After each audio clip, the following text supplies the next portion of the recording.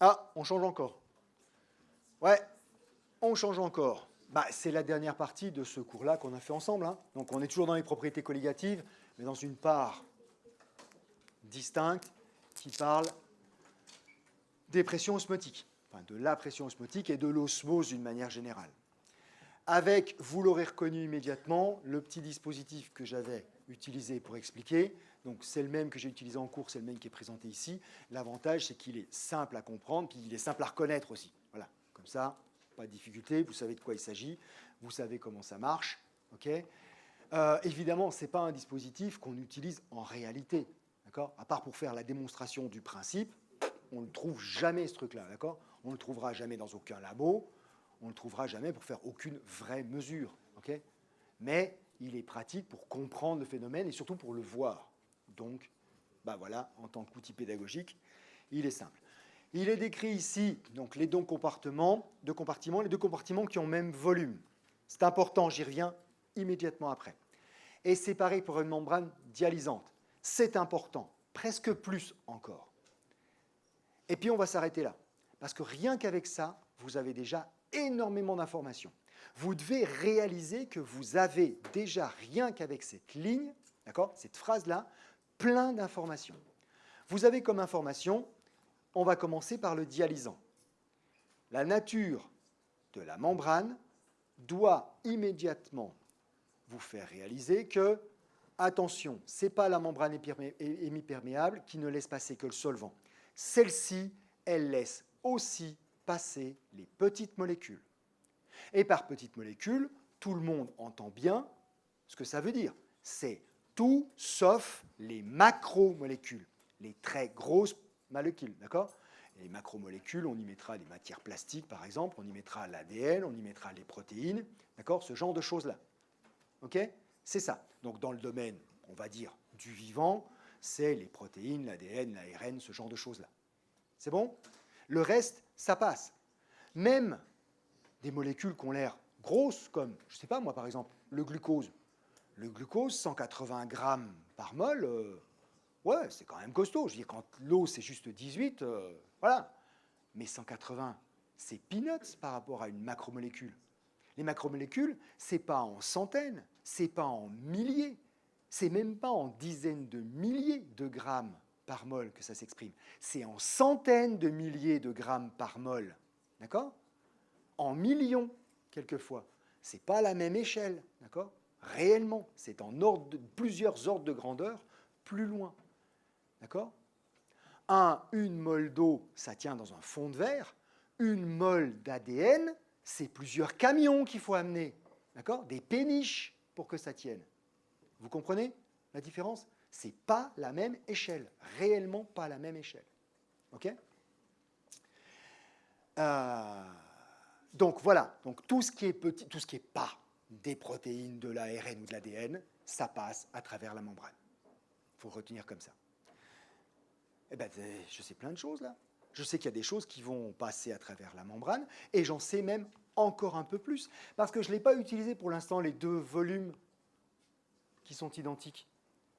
Mais ce que je sais là instantanément, parce que j'ai lu qu'elle était dialysante, c'est que tout ce qui va pouvoir traverser cette membrane va se retrouver avec une concentration divisée par 2 par rapport à la concentration initiale. Hein ?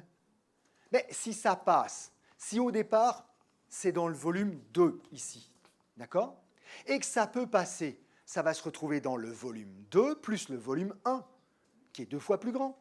Si je double le volume, je divise la concentration par 2, c'est le principe de la dilution. D'accord ?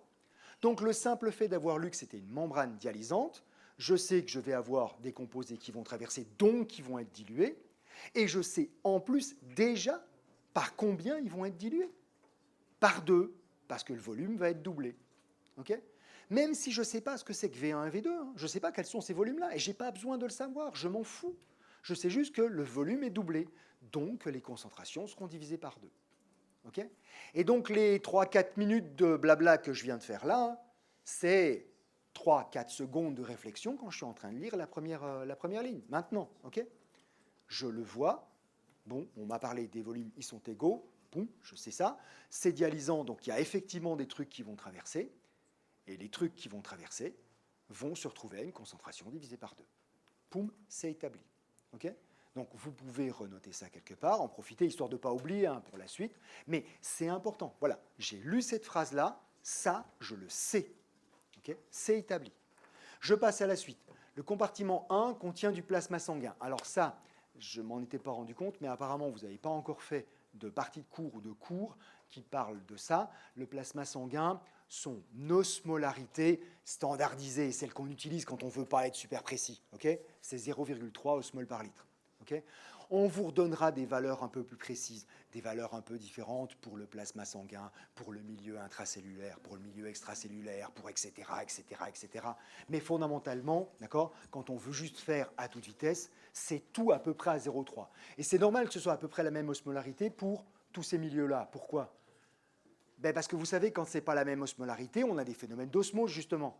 Et donc, si ce n'est pas la même osmolarité à l'intérieur et à l'extérieur de la membrane cellulaire, par exemple, qu'est-ce qu'elle va faire, la cellule ? Soit elle gonfle, soit elle se rétrécit pour équilibrer les deux osmolarités. D'accord ? Et on n'a pas envie de faire ça. Vous n'avez pas envie d'un seul coup de gonfler, quoi. Okay ? Donc, on a à peu près la même osmolarité partout. Et elle est très voisine de 0,3 dans quasiment la totalité du corps humain. Okay ? Très voisine, hein ? Pas strictement identique, parce qu'il y a des phénomènes d'osmose qui doivent se produire, mais avec modération. Donc, c'est pratiquement la même valeur partout. Ça va ? C'est bon ? Donc, 0,3. Ça, c'est bon. Donc ça, vous le renotez là, hein, mais maintenant, c'est bon, vous le savez. Okay, voilà, vous n'aviez pas encore de cours sur ça. Vos collègues du début de semaine m'ont dit, mais non, on ne l'a pas encore vu. Ben voilà, maintenant, vous l'avez vu. C'est bon ? Ma deuxième solution dans le compartiment 2, c'est du chlorure de sodium A01M. C'est une molarité. Je suis en osmose, je n'ai pas besoin de molarité, je veux des osmolarités. Donc vous le faites sur le champ, d'accord ? Elle est à 0,2 osmol par litre. Pourquoi ? C'est du chlorure de sodium, c'est totalement dissocié, d'accord ? Donc je vais me retrouver avec 0,1 mol par litre de sodium, 0,1 mol par litre de chlorure. Donc ça fait 0,2 au total. C'est toujours la même chose, hein ? L'osmolarité, c'est la somme des concentrations des espèces qui sont en solution. Du NaCl, il n'y en aura plus parce que c'est totalement dissocié. Donc ça fait 0,1, 0,1, 0,2 au total. Voilà, point, c'est réglé. Ouais ? Et encore une fois, hein, ça se fait en le lisant. Okay ? La température de 193, oui, je vais en avoir besoin parce que je sais que la pression osmotique, ça se calcule avec la température, ça se calcule avec R aussi, d'accord ? C'est l'osmolarité fois R fois T, donc j'en ai besoin, on me les a donnés, c'est parfait. Vous négligerez les effets de dilution du éventuel changement de... Qu'est-ce que ça veut dire ça ? Ben, si on a une différence d'osmolarité, là entre, c'est le deuxième principe. On peut avoir de la diffusion, c'est ce qu'on vient de voir, okay ? Mais si on a une différence d'osmolarité, ce qu'on va avoir, c'est un phénomène d'osmose. C'est-à-dire que le solvant va se déplacer à travers la membrane pour aller diluer la solution la plus concentrée et essayer de les équilibrer. C'est ça le phénomène de pression osmotique et d'osmose, d'accord ? Pour essayer de le compenser. Et puis dans ce dispositif-là, si le solvant se déplace d'un côté, ça va faire monter le niveau. En faisant monter le niveau, ça fait une différence de pression physique cette fois-ci, hein, d'accord ? Des deux côtés, qui va appuyer dans l'autre sens pour que ça s'arrête de monter, quoi. Et quand on a l'équilibre entre les deux, ça ne bouge plus. C'est le principe. Okay ? Vous savez qu'on pourrait très bien appuyer, et puis en mesurant de combien on appuie, on mesure aussi la pression osmotique. Ça va ? Donc, si j'ai un phénomène d'osmose, donc pas la même osmolarité des deux côtés, c'est qu'il y a un mouvement de solvant. S'il y a un mouvement de solvant, ça va baisser d'un côté, ça va monter de l'autre. Si ça baisse d'un côté, ça monte de l'autre, c'est qu'on est en train de changer les volumes. Et quand on change le volume d'une solution, on change sa concentration. D'accord ? Et c'est exactement ce qui est écrit là. On négligera les effets de dilution des éventuels changements de volume des solutions. Donc si ça bouge là, on va considérer que ça ne bouge pas suffisamment, d'accord ? Que ce sera négligeable en termes de l'influence sur la dilution. OK ? Donc ça peut diffuser, ouais, pourquoi pas. Donc les molécules qui diffusent auront leur concentration divisée par 2, pas de problème. Mais s'il y a des mouvements de solvants, ça, on dit que ça ne fera pas changer les concentrations, ce sera négligeable sur les concentrations. OK ? Et si ce n'était pas marqué ? Bah, si ce n'était pas marqué, on voit ça à la fin. D'accord? S'il n'y avait pas cette petite phrase-là, quelles seraient les conséquences? Si on doit en tenir compte. C'est bon jusque-là? 5 minutes juste pour lire le chapeau. Hein. Oui, mais en même temps, si je le fais justement dans ma tête, j'en ai pour une petite minute, mais vous avez vu, j'en ai tiré plein de conséquences. D'accord? J'ai plein de choses en fait que j'ai déjà fait. Je sais ce qui va se passer pour les petites molécules, je sais que ce qui va se passer, hein, qu'elles peuvent diffuser et que leur concentration va être divisée par 2. J'ai recalculé entre-temps l'osmolarité de la deuxième solution parce que je ne l'avais pas. J'ai fait plein de choses. D'accord? Oui, ça a pris un petit peu de temps, mais ce n'est pas parce que j'ai rien fait, parce que j'ai perdu du temps. C'est juste parce qu'il y en avait besoin, parce qu'il y a plein d'informations et que je dois les détailler. Et que maintenant vous avez vu comment on fait, bah, vous pourrez le faire rapidement vous-même sur le même type d'exercice une prochaine fois. Et maintenant, on a la première question, qui correspond à, ben, il se passe quoi? Voilà, il se passe quoi? Mais si j'ai bien lu l'énoncé, j'en ai déjà au moins une de réponse. Comment ça, j'en ai au moins une de réponse? Ben oui, j'ai lu que c'était une membrane dialysante. La conséquence de dialysance, c'est que les petites molécules vont pouvoir diffuser. Certains composés vont diffuser dans les 2 compartiments. Oui, ben voilà, ça c'est déjà fait. Point. OK? C'est une bonne réponse. Je n'ai pas à chercher ça, je l'ai déjà fait tout à l'heure, d'accord? Quand j'ai lu l'énoncé. Dialysant, petites molécules peuvent diffuser, point, ça y est, c'est coché. Okay? Et vous prenez le temps de les lire toutes quand même, les propositions. Hein. Mais ce que je veux dire par là, c'est dès que vous les avez lues, vous savez que ça c'est bon, ça ne demande pas de réflexion supplémentaire. Ça a déjà été fait. Donc bien lire l'énoncé, ce n'était pas du temps perdu, ça y est, point, ça c'est déjà fait. OK? Vous en profiterez quand vous êtes en train de les lire pour constater qu'il y a un truc qui est super important. Quand vous lisez les 3 premières, vous devez vous rendre compte qu'elles s'excluent mutuellement. S'il y en a une qui est vraie, les 2 autres sont forcément fausses. Et c'est même pire que ça. Il y en a forcément une qui est vraie. Une et une seule. D'accord? Soit ça monte d'un côté, soit ça monte de l'autre, soit ça ne bouge pas. C'est forcément une de ces 3-là. OK? Et quand il y en a une qui est bonne, les 2 autres sont forcément fausses. Donc il y a forcément une bonne réponse dans A, B ou C. C'est une obligation. OK? Donc vous les lisez, vous constatez qu'il y en a forcément une de bonne. Et puis ça va même un peu plus loin. Parce que s'il y en a une de bonne dans ces 3-là, vous avez aussi la réponse à E. Ben oui, si ça monte du côté 1, vous diluez le plasma. Si ça descend du côté 1, c'est-à-dire que ça monte du côté 2, vous concentrez le plasma. Puis si ça ne bouge pas, ben il ne bouge pas le plasma. Voilà, c'est tout. Donc vous avez en même temps A, B, C, vous savez qu'il y en a une de bonne, et ce que vous répondez en A, B, C vous donne la réponse à la dernière proposition. C'est bon? Mais il faudra prendre du temps pour les lire, ces propositions. D'accord? C'est basé sur la réflexion, sur la compréhension du problème. Donc vous prenez le temps qu'il faut pour les lire, vous les lisez tranquillement. C'est vraiment pas le type de questions auxquelles on répond à toute vitesse. On lit bien, on les comprend, et vous voyez que certaines des réponses vont venir très vite. Celle-là, c'est instantané quasiment. D'accord? On la lit, on l'a. Les autres, ça demande peut-être un poil plus de réflexion. OK? Je rappelle que vous pouvez changer d'idée en cours de route. Hein, d'accord? Avoir du remords, avoir appuyé sur le mauvais machin, et puis revoter. Hein. Je dis ça comme ça, hein, des fois que certains se soient dit simplement, il y a une solution qui est à 0,3, une solution qui est à 0,2, ça y est, le problème il est réglé. Sauf qu'il n'y a pas de solution à 0,3, il n'y a pas de solution à 0,2 ici. Hein. Pas à l'équilibre. Hein. Ben oui, puisqu'il y a des trucs qui diffusent et dont les concentrations vont être modifiées. Il n'y a pas de solution à 0,3, il n'y a pas de solution à 0,2. Pas à l'équilibre. Initialement peut-être, mais pas à l'équilibre. Okay? Si on conservait une solution à 0,3 et une solution à 0,2, c'est que ce n'est pas une membrane qu'on a entre les deux, c'est un mur, et il ne se passe rien. Puis dans ce cas, le problème, pour le coup, il est simple. Hein, voilà. Mais ce n'est pas ce qu'on a ici. Okay? Et qu'on soit bien d'accord, hein, ce que je suis en train de dire là, ce n'est pas parce que c'est une membrane dialysante. Si c'était une membrane imperméable, ça ne change rien non plus. D'accord? Parce que s'il y a du solvant qui passe, de toute façon, les concentrations, elles changent, obligatoirement. Hein? Les petites molécules, on s'en fiche. Hein? Bah oui, le chlorure de sodium, on n'en a rien à fiche ici. Il n'a aucune influence sur la différence de pression osmotique des deux côtés. Puisqu'il diffuse, il va se retrouver à la même concentration dans le compartiment 1 et dans le compartiment 2. S'il est à la même concentration, c'est qu'il exerce la même pression osmotique des deux côtés, donc il ne sert à rien. Du point de vue de la différence de pression osmotique, on est bien d'accord, ok ? Il ne sert à rien, il ne fait pas de différence. Il ne peut pas entraîner un mouvement de solvant. Les petites molécules qui sont dans le plasma, c'est quoi ces petites molécules ? C'est les sels minéraux, c'est le glucose, c'est l'urée, etc., d'accord ? Des peptides, des dipeptides, etc. Enfin, tout ce qu'on peut trouver en solution, d'accord ? Des acides aminés et consorts. Toutes ces petites molécules-là, ça en fait beaucoup, hein, d'accord ? Il y en a énormément. Toutes ces petites molécules-là, elles vont pouvoir diffuser.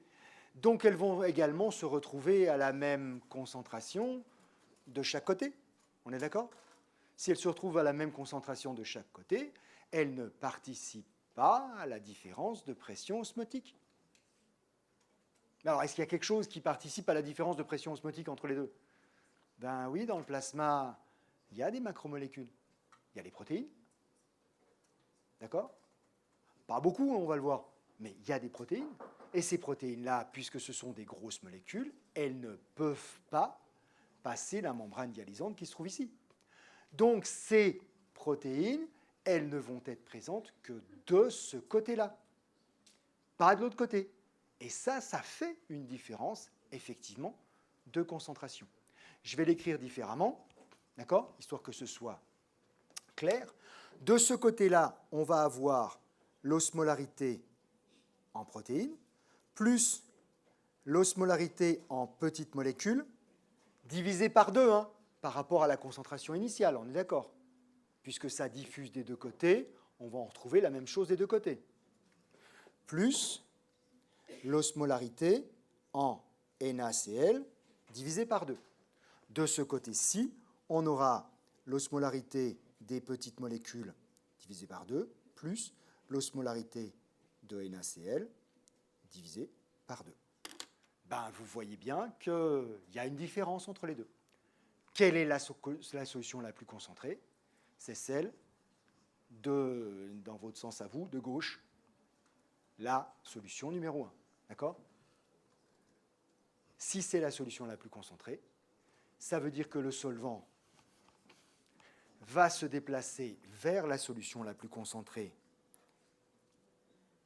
pour la diluer.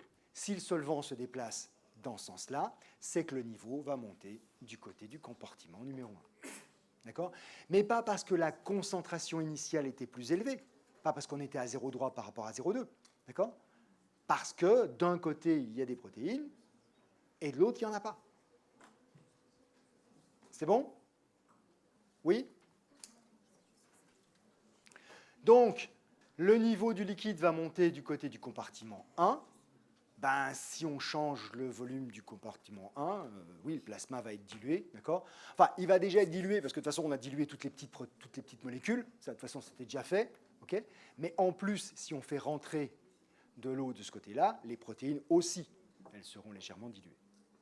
Okay ? Donc oui, le plasma sanguin, il est dilué. Oui. Il n'y a pas d'eau ? Il y a quoi alors comme solvant ? Dans le plasma, c'est quoi le solvant ?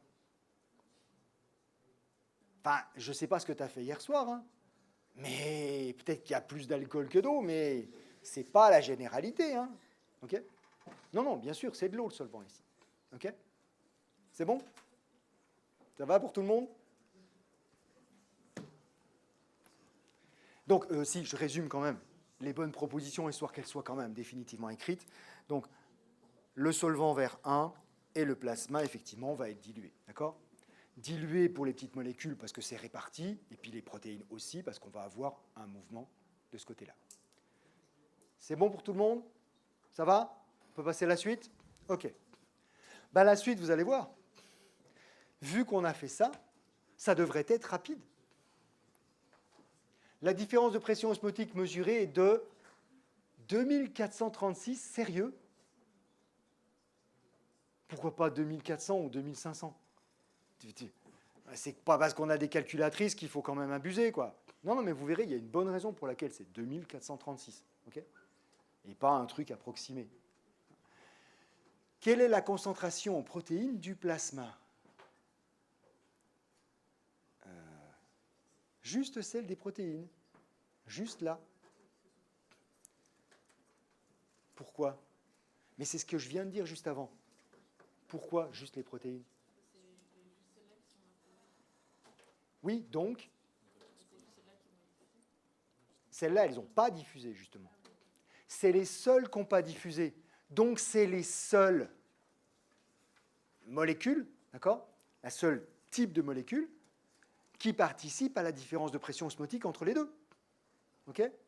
Vous vous rappelez, j'ai mis ça dans le cours, c'était la notion de osmolarité efficace, de pression osmotique efficace. Sous-entendu, ça ne sert à rien de calculer les osmolarités, de calculer les pressions osmotiques liées aux espèces qui sont à la même concentration des deux côtés parce qu'elles peuvent diffuser, parce que de toute façon, elles n'influent pas la différence, d'accord?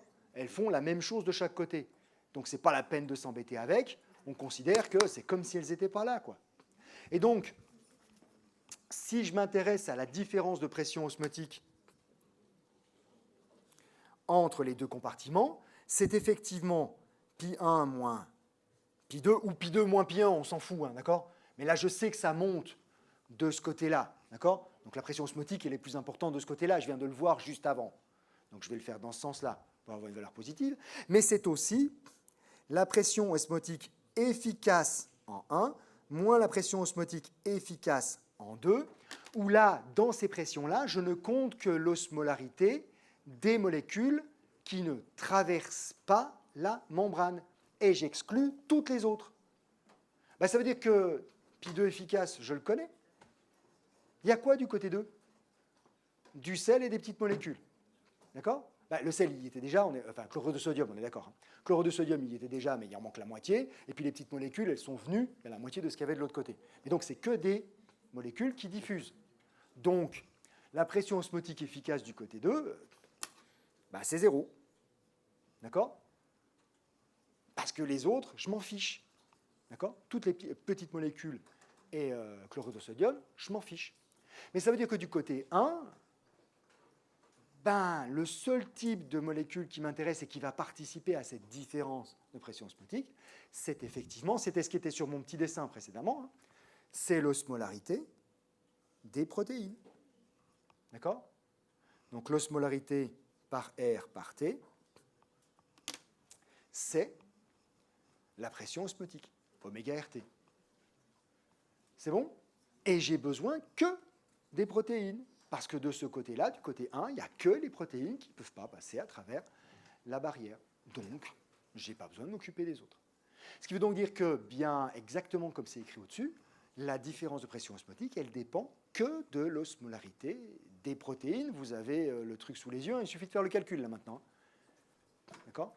Vous faites le calcul et vous avez le résultat. Et donc oui, j'y mets pas mal de blabla là parce que j'explique, mais maintenant que vous voyez comment on traite le problème, tout ce qui passe la barrière, je m'en fous, d'accord? Je m'en occupe pas. Vous savez maintenant, ben voilà, ça peut être traité pour arriver au calcul en 15-20 secondes, c'est bon, je vois le problème, ça m'occupe pas, c'est fait. Vous comprenez maintenant pourquoi c'est 2436? Parce que quand on fait R fois T, ça fait 2436. Et si R fois T, ça fait 2436, et que c'est 2436, ça veut dire qu'oméga, c'est 1. Il n'y a pas 1 dans les propositions. C'est gouré? C'est vous qui êtes en train de vous tromper là. C'est quoi les unités? L'unité de volume dans le système international, c'est le mètre cube. Donc le oméga que vous obtenez, il est en mol par mètre cube. D'accord? Si vous voulez l'avoir directement en mol par litre, il faut rajouter un 1000 à l'intérieur. Hein? Ben donc si vous rajoutez un 1000, ça veut dire que la valeur que vous allez trouver, elle est 1000 fois plus petite, c'est 10-3. C'était pas méchant, là, hein, on est bien d'accord, hein, parce que le 1, il ne faisait pas partie des réponses. Sur une proposition méchante, le 1, il est dedans. Et il y a 2/3 de mauvaises réponses. Puis encore 2/3, je suis peut-être à côté. Hein. Trouver, avec la calculatrice, une valeur qui est dans la liste, ça ne veut pas dire que vous avez trouvé la bonne réponse. Hein. Ça veut peut-être juste dire que vous êtes tombé dans le piège qui était prévu. Hein. Ou dans l'erreur que tout le monde fait et qui a été anticipée par celui qui a fait l'exercice. Pas forcément moi, c'est générique. Hein. Okay, c'est bon pour tout le monde? Donc on est à 10-3. C'est pas beaucoup 10-3 mol par litre. D'accord? Oui, la concentration en protéines, elle n'est pas très élevée. Mais en masse, c'est le truc le plus abondant. Ben oui, c'est tellement lourd les protéines qu'il n'y a pas besoin d'en mettre beaucoup pour que ça fasse la plus grosse partie de la masse. OK? Il y en a effectivement quasiment 1000 fois moins, presque 1000 fois moins que les autres molécules, mais comme elles sont 10, 100 000 fois plus lourdes que les autres, voilà, elles font quand même la plus grosse partie de la masse. Ah ben ça, on a déjà quasiment fait. Enfin, je veux dire, tout est fait là. Comment ça, tout est fait? Mais oui, je l'ai fait tout à l'heure, c'est ce que j'ai écrit sur la première diapo. Je vous ai écrit les concentrations de chaque côté. Je vous ai dit, ça, il va y avoir cette concentration-là sur ce truc, il va y avoir ceci, il va y avoir cela. Donc on les a déjà, toutes ces concentrations-là, les a déjà. Ah non, pas tout à fait. Parce qu'en fait, j'avais dit, je réécris. Là, on a l'osmolarité des protéines. Ça, c'est bon, on vient de la calculer. Hein, okay, donc c'est fait, c'est 10-3. Plus l'osmolarité des petites molécules. Ah, ça, je ne la connais pas.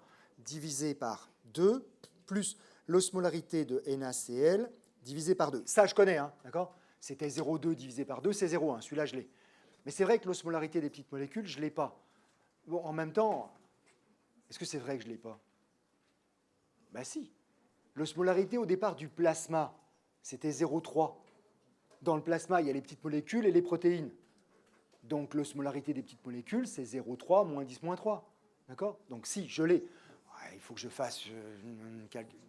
Enfin, 0,3 moins 10-3, ça fait combien? C'est 0,3. D'accord?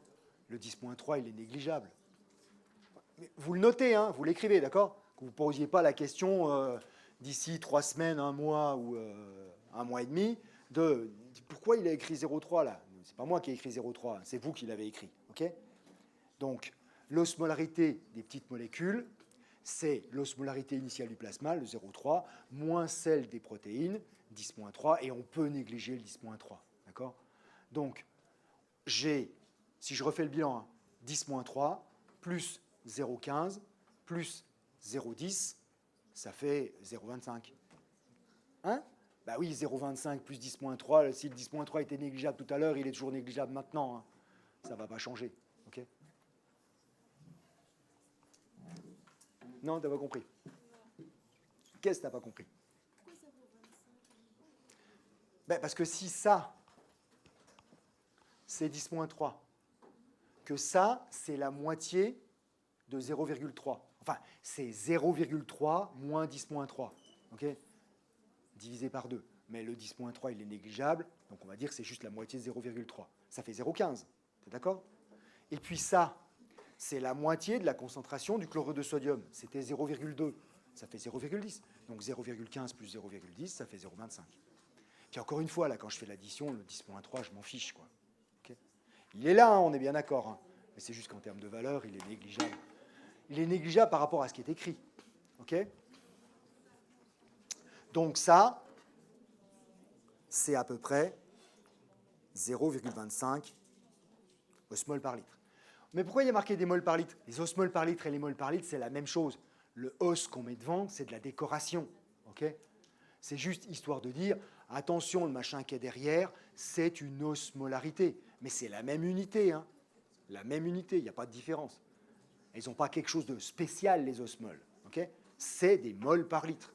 On met juste ça devant, histoire d'enfoncer le clou, quoi. Okay, et essentiellement, d'ailleurs, pour une autre raison, c'est qu'il n'y a pas de symbole, d'accord, défini, adopté unanimement pour la concentration en osmolarité ou en osmolalité. D'accord? Quand on veut parler d'une concentration en mol par litre, on met un C, et tout le monde sait que C, c'est une concentration en mol par litre. Personne ne se pose la question.